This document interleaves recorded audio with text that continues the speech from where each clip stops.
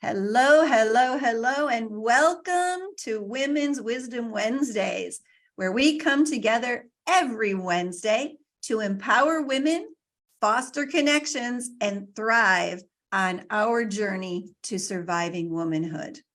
I'm Kasey Conrad, well-being specialist and whole life coach, and my beautiful co-host. Hi, and I'm Bianca, and I'm also a coach here at the Surviving Womanhood. Wonderful. So today we have a very special guest joining us, and her name is Sarah Gordon. I've known Sarah for a few years now. Sarah owns a beautiful shop in Mount Pleasant, Iowa called Holistic Gypsies, and she'll tell you a little bit more about that and how you can find her at Holistic Gypsies. But Sarah is here to share with us her incredible story.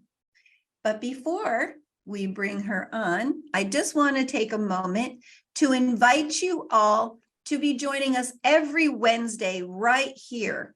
When we are bringing on women, we're finding resources, connecting with other women, and we're going to be keeping you up to date with all of our upcoming episodes. You can find us again any day at Facebook, Surviving Womanhood, Ladies' Choice. You can also find us on our website with a lot more information and a great blog every week. And that is www.survivingwomanhood.org. And again, there are lots of other resources there, some of our other offerings. So please have a look at your leisure. And we want to also encourage you to actively participate during this session, asking questions, adding comments, and if you have a story to share, we would love to hear about it. Okay, and just to let everyone know, this is a safe space to learn and for us to grow together. So now, let's meet Sarah Gordon. Sarah has been married to John, her husband, who is a lovely man, for 10 years. She's the mother of two amazing kids, Eric and Kai, and she has a beautiful toddling grandson. And your grandson's name is what? Ryder. Ryder. That's right. Ryder. He's beautiful. He's gorgeous. So Sarah opened her business, Holistic Gypsies, 5 years ago. And she has just recently, actually in the last week or so, opened a brand new location, which I was lucky enough to visit a couple of days ago. And it is so beautiful. And so anybody that's in this area, I would recommend that you stop by because Sarah has lots of fun stuff to look at and her place is beautiful and it feels so warm and welcoming. So Sarah has been addiction-free for 11 years. So let's everybody give Sarah a hand. That's an amazing accomplishment. Well done, Sarah. So is there anything else about you, Sarah, that you would like to share with all of us? Well, before we get into the questions. Not really. I mean, we could talk all day, but okay. All right, well, let's just dive in then. So Can you share with all of us and the audience watching some of the challenges that you encountered during your transition after being in rehab? What drove you there, when you knew that it was time for you to make a change, and how you managed then from there to create a successful business and a successful family life? Okay. Well, it actually, I'll just start from the beginning. My addiction actually started very early. So around the age of 16, 17, I started, partying a little bit. I think it had a lot to do with like self-esteem issues, things like, I had been diagnosed with some, depression and things like that. And that's where I kind of found my way of my outlet, didn't worry about things. Started out fun. But and that ended up being probably for about 10 years. Well, but when I was 26 was the first time I went to rehab facility, and it wasn't really rehab. I think I ended up doing like 4 different rehabs after that. So it was a long drawn out process. At the age of 32 was when I was in an active addiction again. And I went into a rehab facility. And at that time I had went, it was a committal. So it wasn't my choice to do it. So I can say that I can honestly can say when I went in, I didn't have any long-term goals about actually staying clean. I had, I was kind of there, used to the process of going in, taking some time to go, take some time off of it. But it was definitely it was my end. I had actually gotten sick. So we spent the next 4 or 5 months in a hospital, myself, and I had my mother, my family was around. And when I got done with all that, I actually learned how to walk again, metaphorically speaking. And in reality, like I had to learn how to redo everything. So my recovery was kind of long and drawn out due to medical issues that came about with my addiction. So it really like opened the door. Sarah, I want to ask you something for other people that are out there watching. Maybe some of them have had some of this experience. Would you say that the multiple times in and out of rehab is a common thing for people, where they go in and they come back out and they don't stay clean for long? I think that's huge. And I think that each time we gain tools, that maybe that just kind of like start sticking with us. But there's a lot of pressure on not relapsing. And then once you do it, I feel like that's like, I did it. I might as well just go. I might as well just do it, do what I want now or whatever. I can handle it. We can always handle it until we can't handle it. And then we end up back in, and that was definitely a process for me for I was 32 when the last time I went in. So about 7 years, I was in and out, and it just, I think each time we learn a little bit more, and then like when we're ready, we're ready. And what do you think was the turning point for you? It was 11 years ago. What was different then when you went to rehab that time than other times? My addiction had gotten really, really out of control. That time, I had actually started using IV drugs this time. So basically, when I just spiraled really fast, and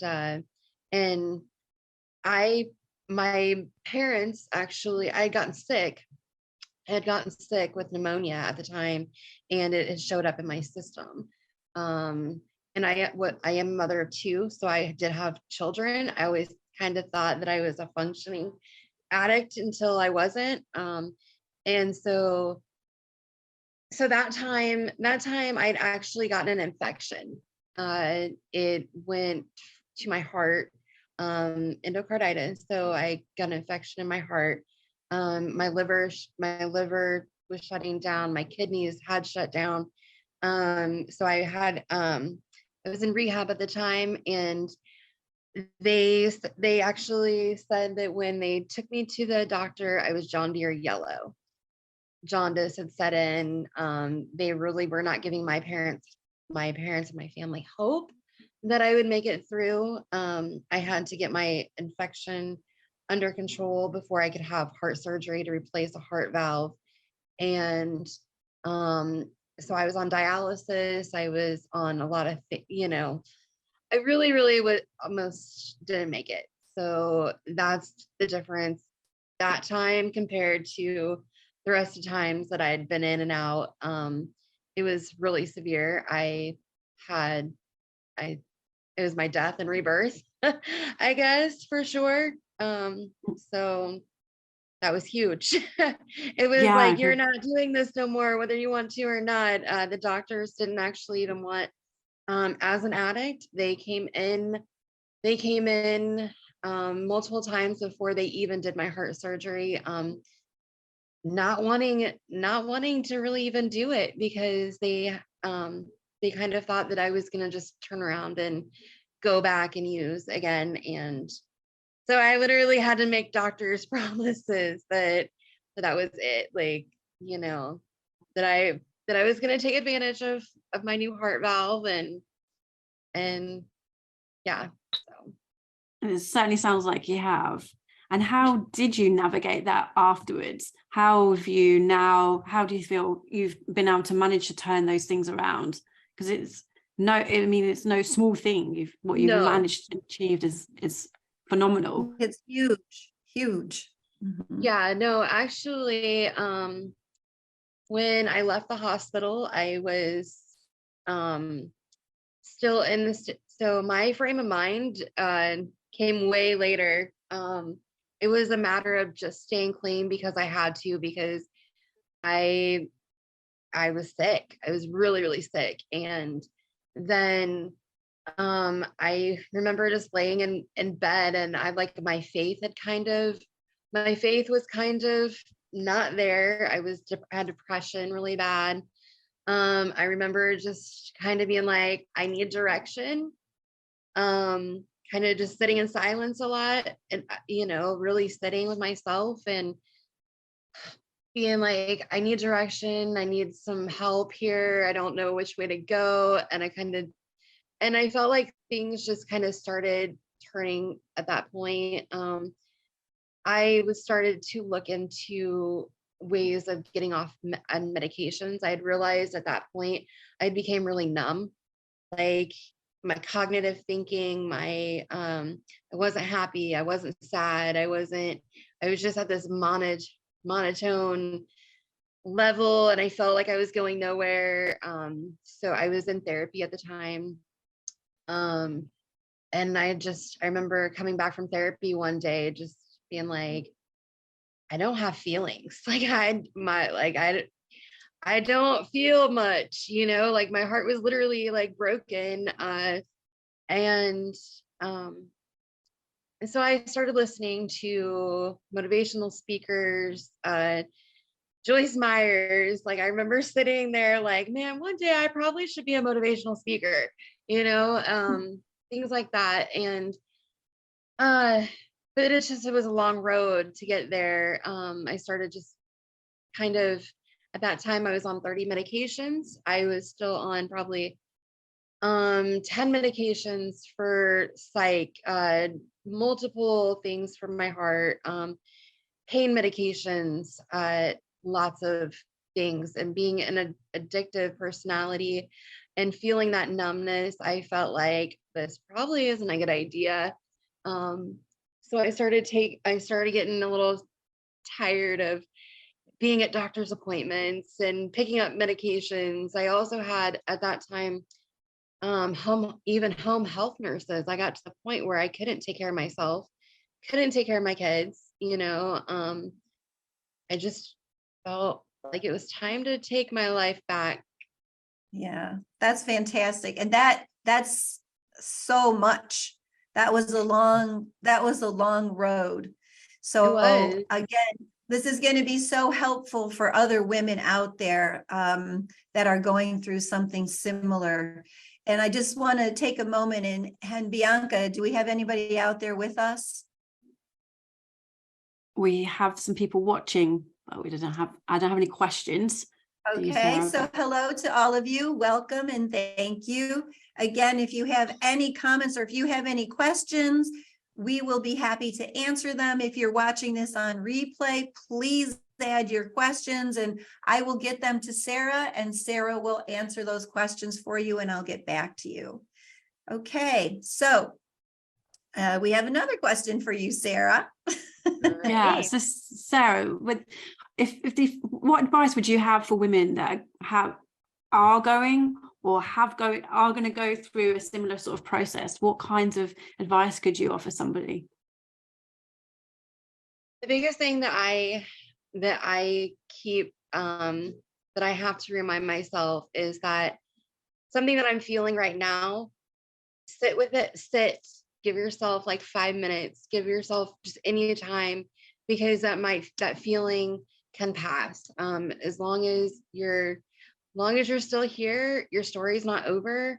There were times where I was very suicidal, and depression really bad, addiction, deep in addiction, where I seen evil, like I remember laying in my bed, like seeing like black masses just crawling up my walls. At that time I just felt like darkness. I've been in the darkness, and as long as we can sit in the dark, we can find our light. And then he'll probably be it's giving someone else advice one day. Like, honestly, just kind of give yourself grace. I know life can be hard. We can get ourselves into messes at times, or just stress. Something that I deal with a lot is intrusive thoughts. I wake up even in the morning, even where I'm at now, I struggle with it.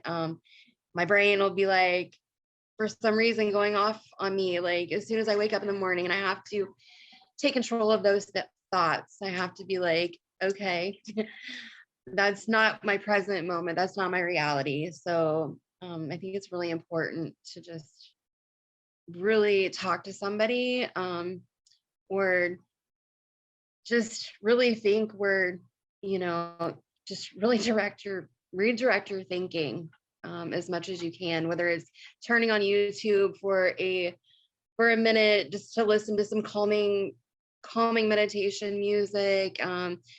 Whether if you're religious, open your Bible. If you do tarot cards, maybe do a tarot affirmations. Just kind of identify why you're feeling the way you are, and then you can start, like, I feel like, coming to a solution, instead of just really being hard on yourself and getting intertwined with those thoughts. So on that same line, Sarah, how might you guide or direct women who are in this, like, preparing or planning for a transition? Like, they're feeling ready to go to rehab, and and maybe they've had that same experience. They've been there before and they come out and it's not worked, but how can you guide them or coach them to effectively prepare for the transition, and to maybe a few tools you learned that can ensure for them a successful and fulfilling recovery? I think the biggest part would be to have an open mind.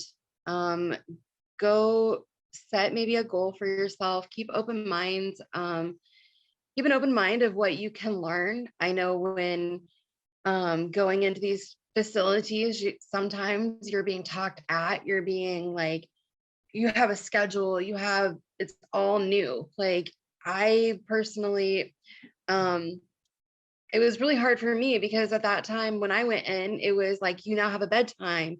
You have it's structured, and a lot of people that are on that level of addiction, or even just mental, like, I've been in psych wards before. We don't do well with structure. We don't do well with being told these things. And if we have such a closed mind that we can't listen and understand why they're trying to tell us the things that they're telling us. The counselors, the people in there, make friends too, like, just go in with an open heart, open mind, because it can change your life. If you go in with a closed mind, you're gonna get what you put into it. Honestly, if you like everything, you're gonna get what you put into your work, your mental, your relationships, everything. If you were then able to go back and revisit that and do that again, would you do something differently in hindsight? It's a wonderful thing, isn't it? But is there things you would perhaps tackle in a different way or do differently? That was one of the questions that I've had to understand, and I have to say no, because I've had to understand what I had to go through. I had to go through it. I had to go through each time of relapse. I had to go through each horrible relationship, men wise, my fights, my personal demons. That's just how I had to go through it to be where I'm at. And you have to just do it.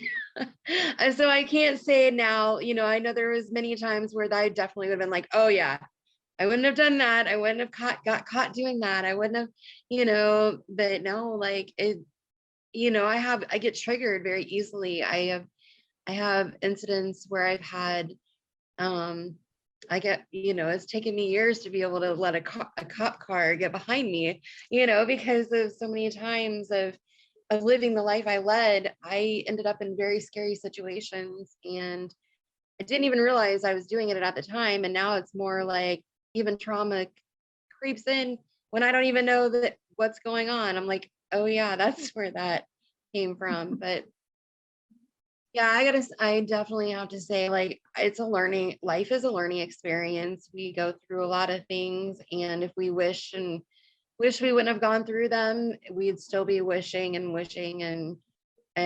we wouldn't be moving forward. So Thank you for that, Sarah. I want you to do a little pivot and maybe share what inspired you to open your business and how your role as a mother has evolved from the time you came out of rehab last to where it is today.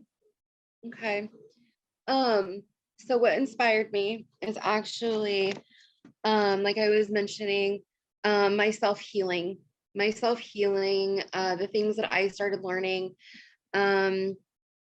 while I was sick, while I needed it. I was actually, I have a best friend that I lost with, she passed with cancer. At the time we were both sick together. So me and her I would kind of be like, we would sit and we'd kind of make plans for our future. Once we weren't going to, once we got through our sicknesses, and we talked about moving to Colorado, or on a beach, and I'd have a shop. And I've always been very drawn to little fun shops, and I wanted to always do even festivals. I liked, whatever it is. But I'm kind of, I like the hippie stuff. I like the things that you don't find in normal settings, I guess. It's them stores that you walk through beaded curtains, and it's just different. So I had a picture in my head of the kind of merchandise that I wanted to have, and I was kind of in my recovery time. I had had a little she shed that I turned into my craft shack. So I sat and I did crafty stuff. I took time to know what I wanted to do. And then I just kind of started making goals. Then in my healing process, I came across Facebook post one day about Reiki. I had no idea what it was, no clue. And I was in a mode where I like to challenge myself every once in a while, be like, okay, you need to step out of your comfort zone and do something. And I had been staying at home. Actually, I was pretty much introverted. I would only leave the house every once in a while. My John will make jokes because it was always only with my mother. And it was normally shopping. But anyway, so I went and I did this class, and I had no idea what to expect. Honestly, it was kind of it was an interesting experience. I felt like it was like an onion moment for me. It started pulling back layers of things. I'd sit outside and be like, I started feeling like I was connecting to nature. I was connecting to something different than what my norm was. I kind of, I've always been I've had paranormal experiences and different things, but I really started feeling like a peace this time instead of a scary thing. It was just peaceful, and that started a whole web of holistic healing. There was chakras, there's essential oils, there's crystals. I can't even name everything, but tarot. Like, I just really delved into metaphysical and holistic healing for myself. And so that created these things in my shop along my journey, and I keep adding them. People keep coming to get them, interested in them and learning about them. And it's what has happened. It's what's been created. I don't know that I really like. All of those things that she's mentioned, she sells at Holistic Gypsies. I do. So crystals, tarot cards, yeah, incense. She has great incense there, crystal jewelry. So Sarah, thank you so much. So I just want to go over a little bit of a recap before we finish. Some key takeaways. So I'm going to say some things that I got from your talk today, from your sharing, and you can fill in any blanks that I might create. So one thing that I got, that you went to rehab a couple of times, and but the last time you went was a critical time, and you got very, very sick. You contracted an infection and pneumonia, and you had endocarditis, so you had to have a heart valve replaced. And then you basically had to do a complete, like, physical as well as mental and emotional rehab at the time. And that during the time when you were going through that surgery and prior to the surgery and post-surgery, you had to make a commitment because doctors were literally at a point where they were like, is it even going to be worth it for us to try to save her? Right. Yeah, And absolutely. And so you made the choice because you knew you had your kids and you felt like you were doing okay. And then all of a sudden, everything just went to hell, basically. Mm-hmm. Yeah. And Yeah. so now you have a good relationship with your kids. They're older, not that much older, but they're older. Kai just graduated from high school.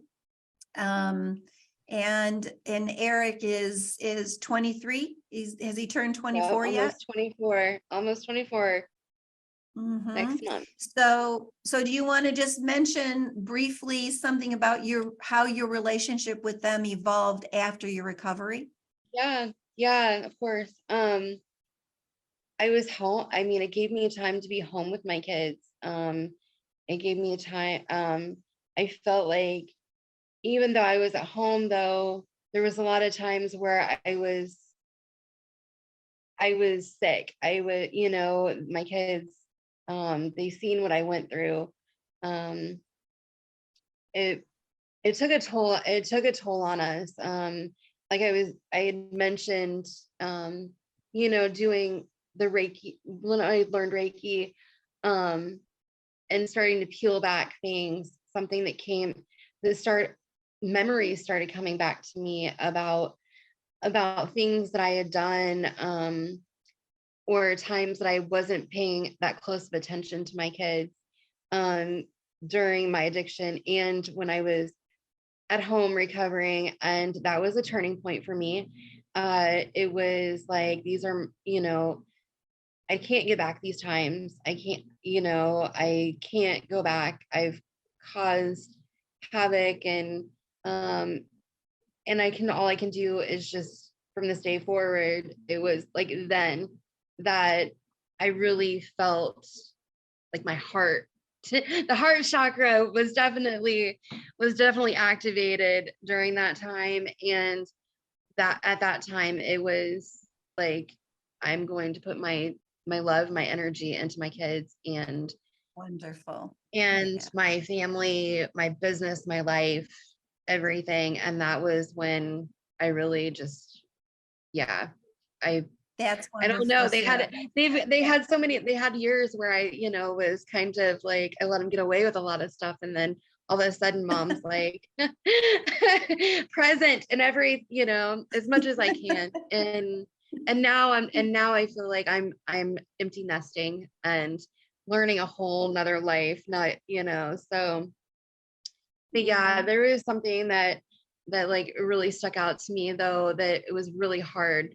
When I had just came out of my heart surgery, I was aware of my surroundings. I couldn't of course speak, and I was I had a tube, and my eyes were closed, everything, but I could feel my kids and my family around me at that time. And I still like get really emotional about it, but like I don't know if it was an out of body experience or whatever, but I can almost like I could see my kid, I could see my son crying, even though I wasn't like awake. It was almost like I was there, but I wasn't. I don't know, but I have a memory of literally watching him leave my hospital room and standing by my bed, and that I can't explain, but it's the worst feeling ever, and that's why I said, addiction is self-medicating. It's doing these things because we think our bodies can handle it, and we don't really know exactly what we're putting in our bodies at any given time, unless we, whether it's even pharmaceuticals, whether it's anything. So just awareness of what we're doing to our bodies in the long run. Well, thank you, Sarah. Bianca, do you have any other questions for Sarah? No, we should probably have a catch up one of these when we talk about your paranormal experiences, though. And I just want to say, Sarah belongs to the Henry County Paranormal Society. So Oh, love that. very cool. Yeah, we actually COVID took our group out. We haven't been able, and our El Presidente actually moved. So one day we'll have to start up a paranormal group again. But we definitely had some fun doing that. Definitely recommend finding yourself a group. 100%. I'm in. I know, it would be awesome. It'd be awesome. Yes, that would be fantastic. So I just want to say thank you so much, Sarah, for being so open and honest and so kind, sharing your story with us. I know that it's not the easiest thing for you to talk about, but it's going to be so helpful for someone out there, and probably more than one someone. And again, I want to say to all of the people who are watching out there, please leave your comments. Let Sarah know how much you appreciate her for sharing her story. Ask any questions that you might have. If you have a private question or a personal question, send it to us in a direct message, and it'll be private.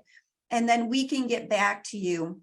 And if you have a similar story to share, please share that with us as well, because all of us sharing and women supporting one another, this is helpful. This helps all of us grow and feel supported and cared for. And I want to ask you to continue to join us every Wednesday for Women's Wisdom Wednesdays, where we are sharing survival stories from women all over the globe, over 40, over 50, and over 60. And we want you to come along with us and discover the remarkable journey of these resilient women who have triumphed over challenges and emerged stronger than ever, just like Sarah. We want you to be inspired, uplifted, and empowered as we share their incredible stories of survival. So don't miss next week, same time, 12 p.m. Central Standard Time, 6 p.m. UK, 9 p.m. UAE, when our guest is going to be Cartin, who is going to talk to us about her remarkable journey of living the second time, 5 years now, through cancer. So mark your calendars and join us right here. And I am going to just ask you again, excuse me, remember, together we can navigate the challenges, celebrate the successes, and thrive as women on our journey to surviving womanhood. And once again, thank you, Sarah. It has been fantastic. Yeah, thank you. Can't wait to watch this again. We will have a shareable version in the next day or so, and I will share it with you straight away. Okay. Okay. Thanks, Sarah. Thank you. So Thank you all so much. I get to rambling, so like hope I hit on the questions that went off, squirrels and everything. So It was wonderful. It was wonderful, thank you. Sarah. great. Everybody Thank you. watching, we'll see you next week. Same time, same channel. Surviving Womanhood, Ladies' Choice. Have a wonderful rest of your day.